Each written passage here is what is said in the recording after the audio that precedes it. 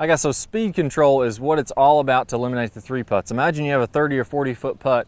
It's very easy to leave a putt 6-7 feet short or 6-7 feet long, but it's not going to be that easy to miss it 6 or 7 feet to the right or left. It's just, you're just not going to end that far offline in most cases unless there's tons and tons of break. So the key for never three putting again, to really making sure that you get up and down on those very long putts, so get them right by the hole, is all about the speed. So I got a couple drills here that's really going to help you for the speed. So here in a second we're going to putt to the fringe, but as we're doing this, as we're warming up, before you ever hit a putt, I want you to do a couple things for me. First, we're going to put our left hand on our left leg, and I'm going to swing this putter. I'm not going to worry about anything other than rhythm, tempo, and really feeling like I have a nice smooth stroke back and through. And I'm going to keep my lower body completely still as I'm doing this. So my left hand's making sure my legs don't move at all. Same thing with my right hand. Put it on my right leg, and I'm going to do the same thing with my left hand swinging the putter. So again, I'm not really worried about technique here. I just want it to be completely smooth. I shouldn't feel any tension or tightness at all in my left hand or my right hand as I'm doing these putts. Now as I put these together, as I'm hitting a short putt, I want to have a 1 and 2. So I can go 1 and 2 tempo. So it's nice and smooth going back and then through. And I can imagine that this is going to be back about the same amount and through the same amount. So let's imagine I'm going to put a 10-footer. I'm going to go 1 and 2, and then I'm going to come back and through the same amount. So that's a 10-foot putt, meaning my putter head is going to move back about that far and through about that far on a nice rhythm and nice tempo. Now if I want to go to a 20-foot putt, all I'm going to do is make this a little bit longer. I'm still going to use my 1 and 2 tempo. I'm just going to make it a little farther back and a little farther through as far as the stroke. So maybe that's a 15 or 20 footer.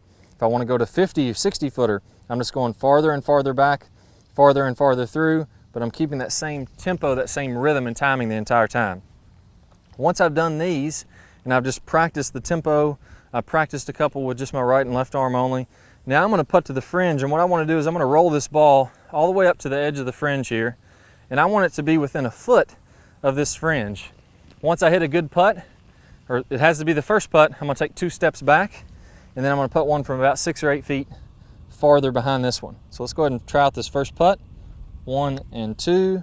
And now we're right up against the fringe. That's a good one. That's within a foot for sure. So I'm going to go ahead and take a couple steps back now. Now I found myself probably 25, 30 feet away from the fringe. I'm going to do the same thing. 1 and 2. And there we are. That's going to be pretty good speed also, right up against the edge. 2 more steps back. I'll cheat and take 3 steps this time. So now I found myself probably, I don't know, maybe 40, 45 feet. Same thing, longer stroke, 1 and 2.